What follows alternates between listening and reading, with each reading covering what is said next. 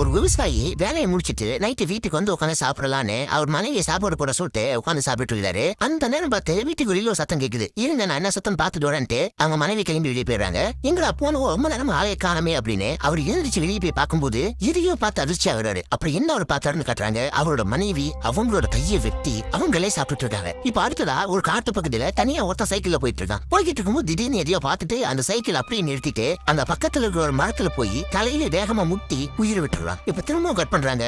ஊருக்குள்ள ஆலமர தடியில சில குழந்தைங்க விளையாடிட்டு இருக்கு. அதுக்கு பக்கத்துல ஒருத்தருக்கு சேவ் பண்ணிட்டு இருக்காரு. அப்படி சேவ் பண்ணிட்டு இருக்கும்போது அவர் சேவ் பண்ண வச்சிருந்த கத்தியை காணோம். என்னடா கத்தியை காணமேனு தலையை சுரண்டிட்டு திரும்பி பார்த்தா அங்க விளையாடிட்டு இருந்த ஒரு பொண்ணு அந்த கத்தி எடுத்து அதோட காலை கட் பண்ணி அந்த பொண்ணை சாப்பிட்டு இருக்கு. இந்த படம் பேரு கலிங்கா. அதாவது அந்த காலத்துல ஒரு போர் நடந்திருக்கு. அந்த போர்ல ஒரு அரக்கனை கோட்டத்துக்காக நரசிம்மர் அவதரிச்சிருக்காரு. அப்போ நரசிம்மரோட குரோதத்தை யாராலுமே சமாளிக்க முடியல. அங்க இருக்கிற தேவர்கள் எல்லாம் உடனே போய் சிவனை போய் பார்த்து இப்ப சிவனுக்கும் நரசிம்மருக்கும் பயங்கரமா சண்டை நடக்குது. அப்போவுமே அவரோட குரோதம் கண்ட்ரோலுக்கு வரல. இப்போ அம்மன் வந்து பிரத்யங்கரா தேவின்னு ஒரு அவதாரம் எடுத்து திம்மு முகம் கொண்டு அந்த நரசிம்மரோட குரோதத்தை கண்ட்ரோலுக்கு கொண்டு வந்துட்டாங்க. இப்ப இந்த கதையை சொல்லி முடிச்ச உடனே அந்த கிராமத்துல இந்த மாதிரி அமானுஷ்யமான நிறைய விஷயம் நடந்துட்டு இருக்கு. இப்ப இதெல்லாம் பார்த்துட்டு சின்னங்க இதுக்கு ஒரு முடிவு கட்டி ஆகணும்னு அந்த ஊர்ல இருக்கிற அரசனை போய் பாக்குறாங்க. இந்த மாதிரி நம்ம ஊர்ல ரொம்ப அசம்பாவிதமா நடந்துட்டு இருக்கு. இதுக்கு என்ன பண்றதுன்னே தெரியல.